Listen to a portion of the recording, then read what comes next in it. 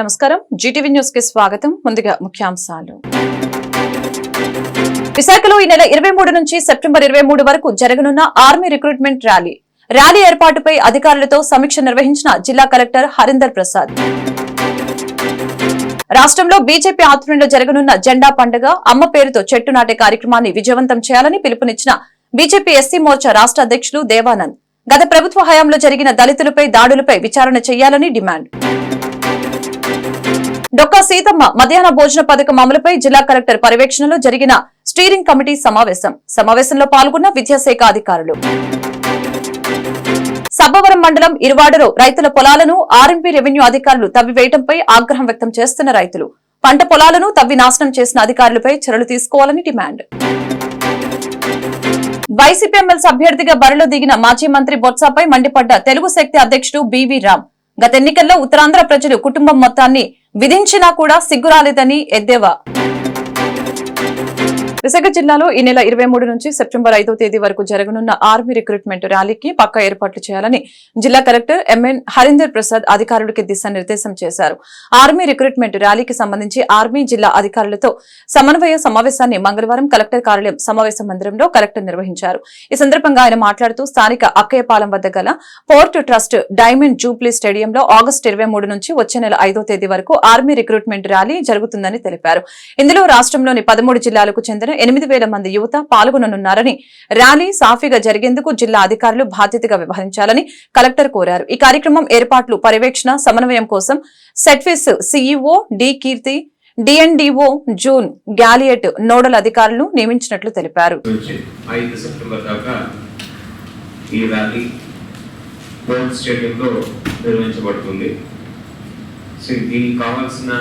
Preparatory activities గురించి ఈరోజు today we are having this meeting for the benefit of the people who doesn't know Telugu.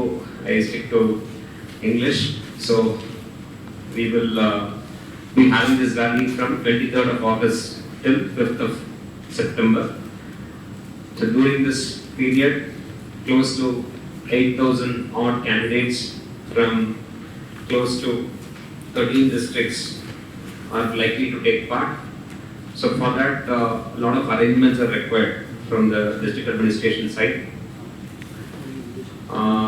to decide on the roles and responsibilities we have called for this meeting.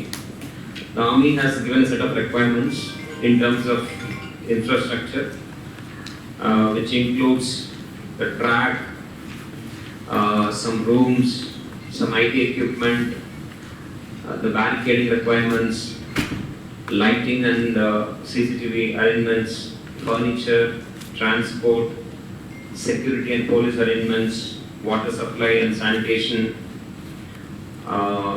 food for those candidates, some lodging requirements, and besides these, if there are any rain related interruptions, they have to change the venue of this physical fitness test. So for that they have given some requirements. These are the overall list of requirements from Army's side.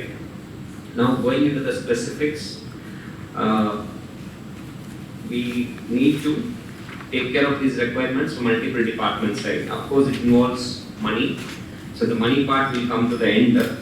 So for now we will see who will deal with what. So coming to the Commissioner GDMC, so Commissioner Garu has to take care of the sanitation, drinking water and lighting aspects in the venue. So lighting, probably this can be tied up with the person or the contractor who will do the barricading also, chats and other barricading works, whomsoever is doing, can entrust this task to them also. So this is the primary responsibility. Can appoint one person once a year. దళితులపై దాడుల మీద high court విచారణ చేపట్టాలని BJP SC Morcha రాష్ట్ర అధ్యక్షులు గుడిసె దేవానంద్ విజ్ఞప్తి చేశారు.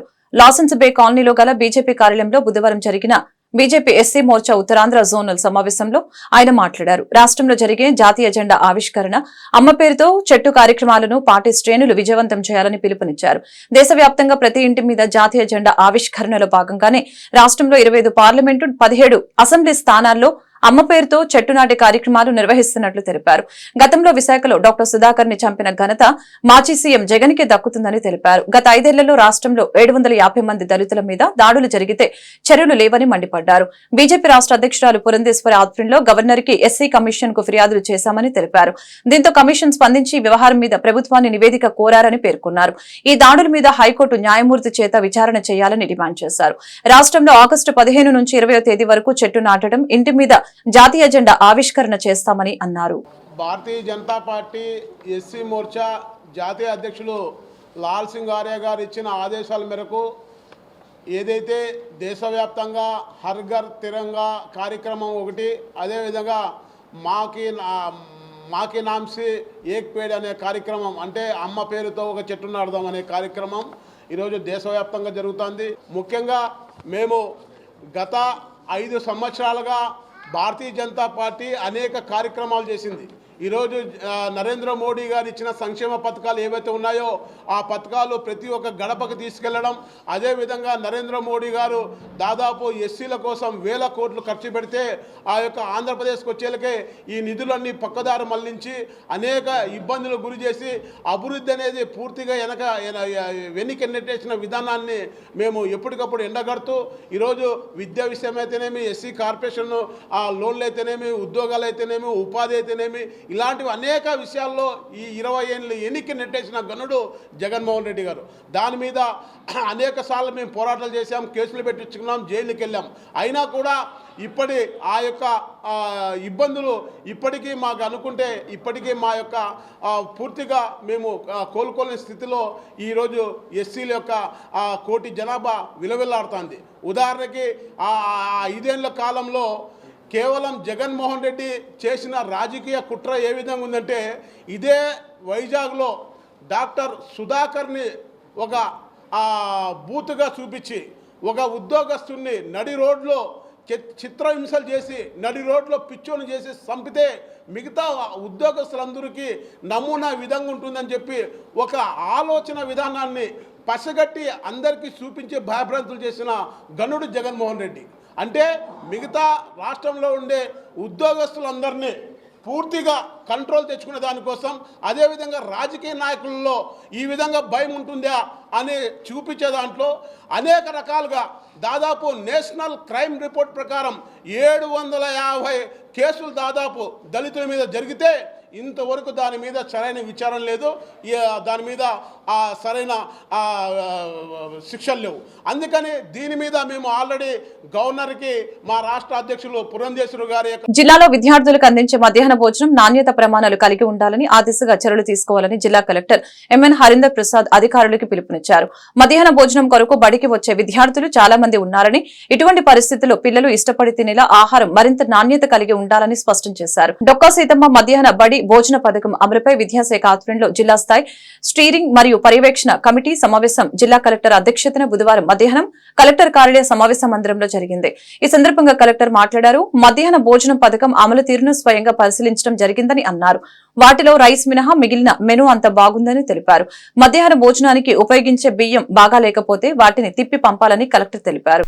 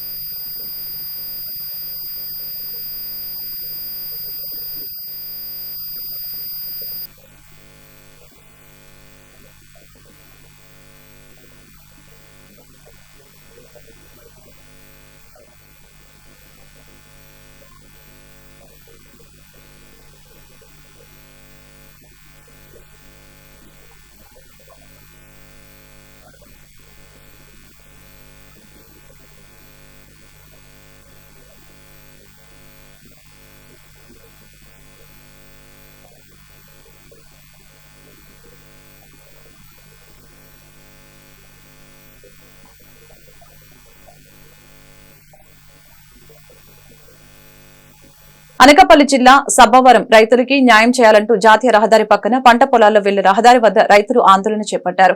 సబ్బవరం మండలం ఇరువాడ గ్రామంలో పొలాలకు వెళ్లే రహదారిని ఆర్ఎన్బి రెవెన్యూ అధికారులు తవ్వేయడంతో రోడ్డెక్కి రైతులు ఆవేదన వ్యక్తం చేశారు. రైతులు మీడియాతో మాట్లాడారు. ఇరువాడ గ్రామంలో పంట భూములకు వెళ్లే రహదారిని తవ్వేసిన రెవెన్యూ సిబ్బందిని రైతులకి అన్యాయం చేస్తున్నారని ఆవేదన వ్యక్తం చేశారు.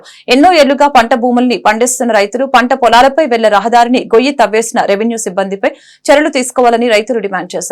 సర్వే నంబర్ 108లో 40 ఎకరాలు వెళ్లే ప్రధాన రహదారి తవ్వేయడంతో న్యాయం చేయాలంటూ దళిత సేన నాయకుడు పాల్టేటి పెంటారావు ఆశ్రయించామని తెలిపారు.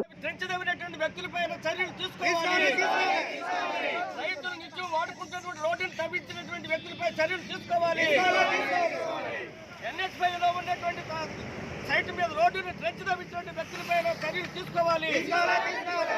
అవార్డు పొందినటువంటి రైతు గురువుల యొక్క సైట్లో ట్రెంచ్ తవ్వినటువంటి వ్యక్తులపై చర్యలు. దళిత సేన సామాజిక న్యాయమే దళిత సేన జయమని నినాదంతో ఒక 50 ఏళ్లుగా సామాజిక ఉద్యమాన్ని నడుపుతున్నటువంటి చరిత్ర మాది.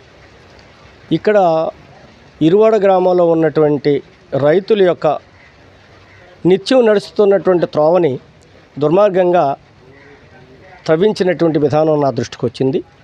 దాని మీద నేను నిన్న డిఆర్ఓతో మాట్లాడాను, ఆర్డీఓతో మాట్లాడాను, సబ్బవరం తహసీల్దార్కి ఫోన్ చేయించాం. ఈ లోపే కొంతమంది వ్యక్తులు తప్పుడు సమాచారంతో ఈ ట్రెంచ్ తవ్వించేసి రైతులు నడుస్తున్నటువంటి రోడ్డుని పూర్తిగా సుమారు ఒక 6-7 అడుగులు గొయ్యి తవ్వి రైతులు అడ్డుకుంటున్నా కానీ, రైతులు ప్రాధేయపడుతున్నా కానీ వారి మాట అనుకోకుండా అక్కడ ఆర్ఐని తీసుకొని వచ్చి సబ్బవరం నుంచి ట్రెంచ్ తవ్వించినటువంటి విషయం చాలా దుర్మార్గం. ఈ ప్రాంతంలో ఉన్నటువంటి దాదాపు 100 ఎకరాల భూమి వ్యవసాయదారులు చేసుకున్నటువంటి ఆ భూమికి వెళ్తున్నటువంటి ప్రధానమైనటువంటి ఆ రోడ్డు మార్గాన్ని ట్రెంచ్ తవ్వించడం అనేటువంటిది దుర్మార్గమైనటువంటి చర్య. దానివల్ల గవర్నమెంట్కి కానీ లేకపోతే తవ్వించినటువంటి వాళ్ళు కానీ ఏ రకమైన ప్రయోజనం లేదు. కాకపోతే ఇక్కడ వ్యక్తిగత కక్షలతో కొంతమంది దుర్మార్గంగా ఇక్కడ రైతుల్ని, అమాయక ప్రజల్ని ఇవాళ ఆ ట్రెంచ్ తవ్వడం ద్వారా వీళ్ళని విపరీతమైనటువంటి బాధలకి గురి చేసినటువంటి పరిస్థితి కనిపిస్తూ ఉంది. దీని మీద మాకు తెలిసిన సమాచారం ఏంటంటే ఎమ్మెల్యే గారు చెప్పారనేటువంటి వంకతో రెవెన్యూ వాళ్ళని తీసుకొని వచ్చి ఇక్కడ ఉన్నటువంటి ఒక వ్యక్తి బల్రెడ్డి అప్పారావు అనేటువంటి వ్యక్తి రెవెన్యూ వాళ్ళని దగ్గరుండి తీసుకొని వచ్చి దగ్గరుండి ఆ ట్రెంచ్ తవ్వించారనేటువంటిది మాకు ప్రత్యక్షంగా కనిపించినటువంటి వ్యవహారం. ఇది అత్యంత దుర్మార్గం. ఎమ్మెల్యే గారు చాలా మంచివారు, ఆయన సౌమ్యులు, ప్రజల కోసమే పనిచేస్తారు తప్ప ఇలాంటి వ్యక్తిగత కక్షలకు ఎప్పుడు పోయినటువంటి పరిస్థితి లేదు. గత 15 ఏళ్లుగా నాకు ఎమ్మెల్యే గారికి నాకు అన్నా తమ్ముడు అనుకునేటువంటి పరిచయం ఉంది. వారికి చెడ్డ పేరు తెచ్చేటువంటి విధానంగా ఇక్కడ ఉన్నటువంటి ఆ వ్యక్తి ఆయన పేరు వాడుకుని ఇక్కడ ప్రజలకి, రైతులకి తీరని అన్యాయం చేశాడు. ఈ అన్యాయాన్ని ఖచ్చితంగా మేము ఖండిస్తూ ఉన్నాం. ప్రజలందరూ కూడా మహిళతో సహా మేము నిత్యం నడుస్తున్నటువంటి ఈ త్రోవను తవ్వటం అన్యాయం అని చెప్పి వాళ్ళు చెప్పడానికి ఇక్కడే వాళ్ళందరూ వచ్చి ఉన్నారు. మరి ఇప్పటికైనా కానీ ఆ విషయాన్ని క్లియర్ చేసే విధంగా రెవెన్యూ యంత్రాంగం ముందుకొచ్చి జరిగిన తప్పుని సరిదిద్దుకుంటే సరిపోతుంది. లేదంటే దీన్ని ప్రజా ఉద్యమంగా తీసుకుని వెళ్ళడానికి మేము సిద్ధంగా ఉన్నాం. ప్రజల పక్షాన ఉంటారా ప్రజాప్రతినిధులు కానీ, అధికార యంత్రాంగం కానీ, లేకపోతే ప్రజలకి అన్యాయం చేస్తారనే విషయాన్ని మరి వాళ్ళు ఖచ్చితంగా తేల్చుకోవాల్సిన. సార్వత్రిక ఎన్నికల్లో కుటుంబంతో సహా ఘోరంగా ఓడిపోయిన బొత్స సత్యనారాయణ మళ్లీ ఏ ముఖం పెట్టుకుని ఎమ్మెల్సీ ఎన్నికలకు సిద్దమవుతున్నారని తెలుగు శక్తి అధ్యక్షులు బివి రామ్ ప్రశ్నించారు. అసలు అతను ఏ విధంగా గెలుస్తారో, గెలిచే అర్హత ఏ విధంగా ఉందో 48 గంటల్లోగా చెప్పాలని సవాల్ విసిరారు. ఇదే అంశంపై భీమిలిలో ఎమ్మెల్యే గంటా శ్రీనివాసరావు కార్యాలయంలో ఏర్పాటు చేసిన మీడియా సమావేశంలో బివి రామ్ మాట్లాడారు. ప్రజలు ప్రత్యక్షంగా ఓట్లు వేసి గెలిపించే ఎన్నికల్లో కనీస ప్రభావం చూపలేకపోయిన బొత్స కుటుంబం ఇక రాజకీయం నుంచి కనుమరుగైందని తెలిపారు. అయినప్పటికీ కూడా తగుదనమ్మా అంటూ మళ్లీ ఎన్నికలకు సిద్ధం అవుతూ ఉండటం హాస్యాస్పదంగా ఉందని తెలిపారు. విశాఖలో వైసీపీకి తగిన నాయకులు లేనందువల్లనే పక్క జిల్లా నుంచి బొత్సాను దిగుమతి చేసుకుంటున్నారని రామ్ ఎద్దేవా చేశారు.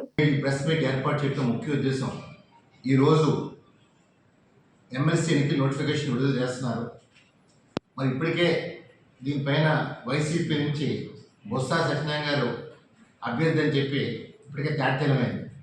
మేము ఒకటే ప్రశ్నిస్తున్నాం, బొత్స కుటుంబాన్ని మన సార్వత్రిక ఎన్నికల్లో ఆ కుటుంబాన్ని మొత్తాన్ని ప్రజలు చీకొట్టి ఓడించారు. మరి అయినా సరే ఏ మొహం పెట్టుకొని మళ్ళీ విశాఖపట్నం నుంచి పోటీ చేస్తున్నారో అర్థం కావట్లేదు.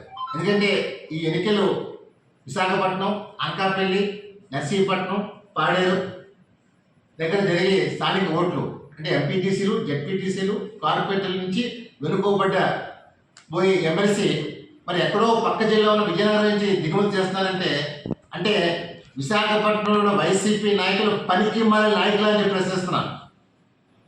అంటే గతంలో జగన్మోహన్ రెడ్డి 3 రాజధానులు భజన చేశారు. అంటే ఈవేళ పక్క జిల్లా నుంచి దిగుమతి చేసుకుంటే ఒక్క మగాడగా వైసీపీ ప్రశ్నిస్తున్నారు. ఈరోజు టీడీపీ పార్టీలో డెఫినెట్గా ప్రజలు భ్రమణం పడిపోతున్నారు. ఈవేళ మనం చూసాం జీవీఎంసీ కార్పొరేటర్లో ఇప్పటికే 15 మంది కార్పొరేటర్లు టీడీపీ జనసేనలో చేరారు. ఇంకా మిగతా కూడా ఉన్నారు. బాయ్ బాయ్ వైసీపీ చెప్పబోతున్నారు. మరి ఇలాంటి తరుణంలో ఈరోజు ప్రజలు నాడి గమనిస్తున్నారు. ప్రజాప్రతినిధులు, ఎంపీటీసీ, జెడ్పీటీసీలు ఇవాళ ప్రజలందరూ గతంలో వైసీపీకి 151 స్థానాలు వస్తే 20 ఇచ్చిపోయిన మీరు ప్రజలు 11 స్థానాలు కూర్చోబెట్టారు.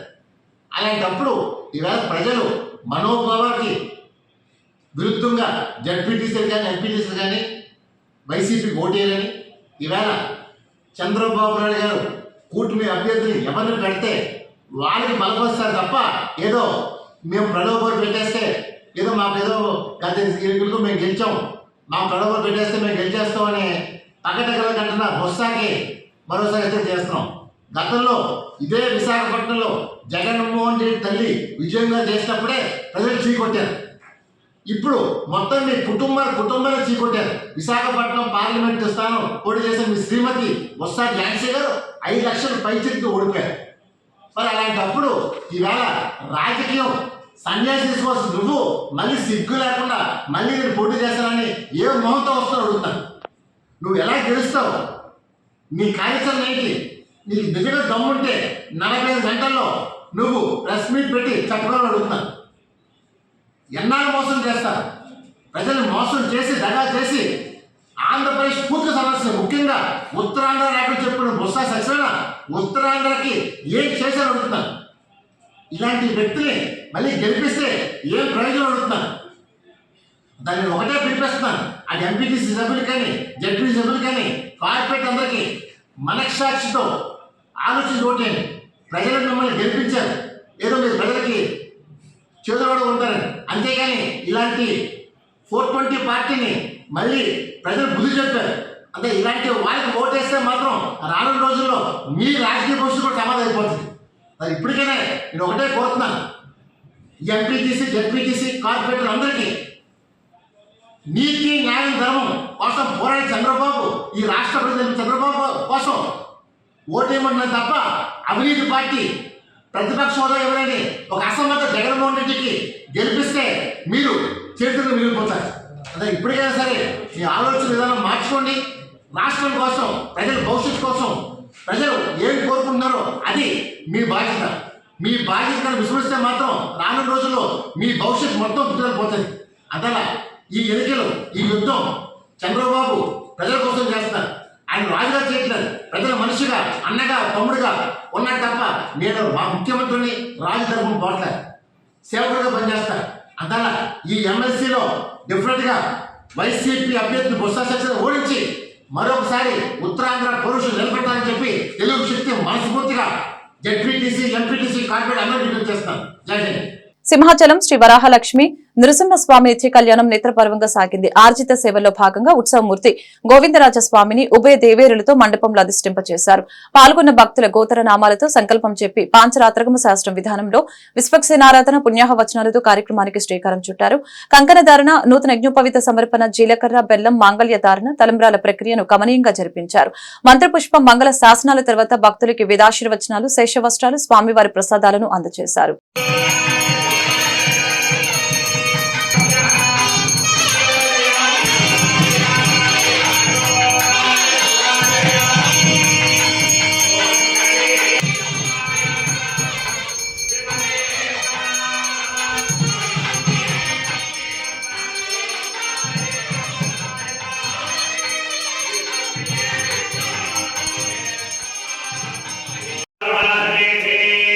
ये Shri वराहलक्ष्मी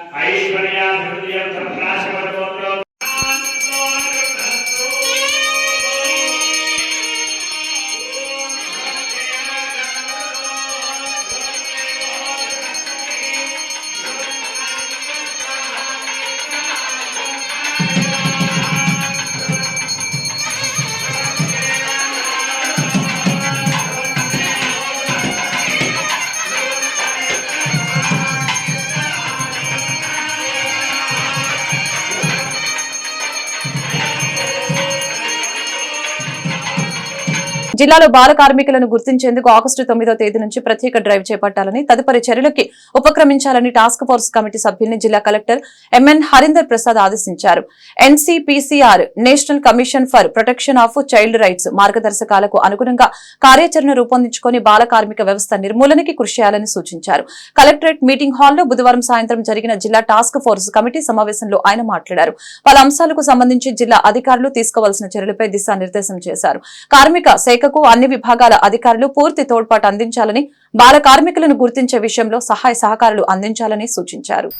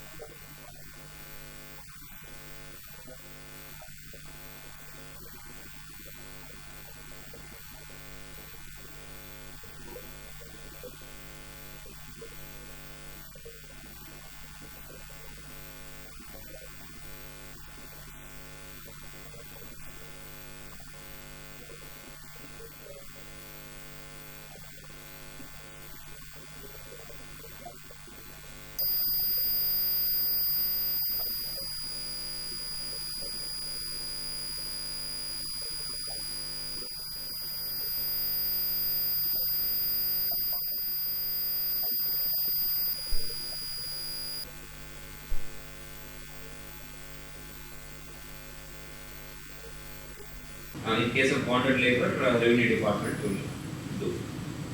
Okay, right. Appoint teams among.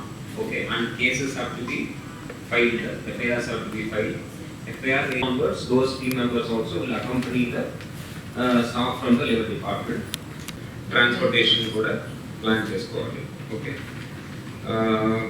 Education department, well, rescue chesaka, so what needs to be done to them? That also we need to give food, water, some first aid. Food, water we have to arrange. First aid probably taken to the nearest PHC. Okay.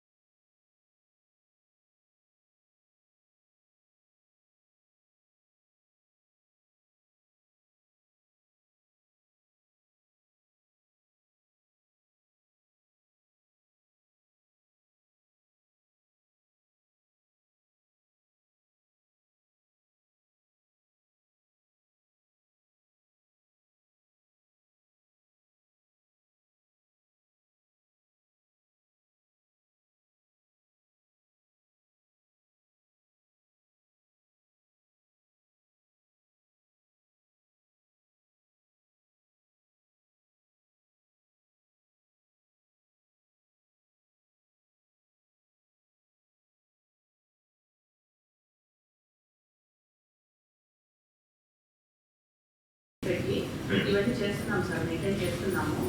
తర్వాత జేసీ గారు instructions ప్రకారం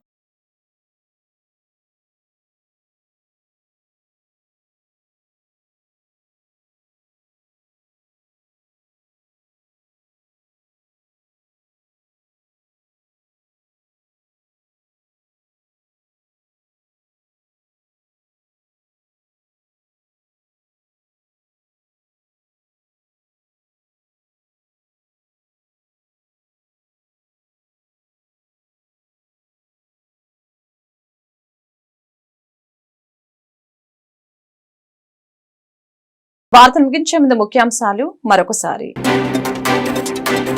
విశాఖలో ఈ నెల 23 నుంచి September 23 వరకు జరగనున్న army recruitment rally ఏర్పాటుపై అధికారులతో సమీక్ష నిర్వహించిన జిల్లా కలెక్టర్ హరీందర్ ప్రసాద్. రాష్ట్రంలో బీజేపీ ఆధ్వర్యంలో జరగనున్న జెండా పండుగ అమ్మ పేరుతో చెట్టు నాటే కార్యక్రమాన్ని విజయవంతం చేయాలని పిలుపునిచ్చిన బీజేపీ ఎస్సీ మోర్చా రాష్ట్ర అధ్యక్షులు దేవానంద్. గత ప్రభుత్వ హయాంలో జరిగిన దళితులపై దాడులపై విచారణ చేయాలని డిమాండ్. డొక్కా సీతమ్మ మధ్యాహ్న భోజన పథకం అమలుపై జిల్లా కలెక్టర్ పర్యవేక్షణలో జరిగిన స్టీరింగ్ కమిటీ సమావేశంలో పాల్గొన్న విద్యాశాఖ అధికారులు. సబ్బవరం మండలం ఇరువాడలో రైతుల పొలాలను ఆర్ఎంపీ రెవెన్యూ అధికారులు తవ్వివేయడంపై ఆగ్రహం వ్యక్తం చేస్తున్న రైతులు. పంట పొలాలను తవ్వి నాశనం చేసిన అధికారులపై చర్యలు తీసుకోవాలని డిమాండ్. వైసీపీ ఎమ్మెల్సీ అభ్యర్థిగా బరిలో దిగిన మాజీ మంత్రి బొత్సపై మండిపడ్డ తెలుగు శక్తి అధ్యక్షుడు బివి రామ్. గత ఎన్నికల్లో ఉత్తరాంధ్ర ప్రజలు కుటుంబం మొత్తాన్ని విధించినా కూడా సిగ్గురాలేదని ఎద్దేవా. ఈ వార్తలు ఇంతటితో సమాప్తం. మరొక బులెటిన్లో మళ్ళీ కలుద్దాం. నమస్కారం.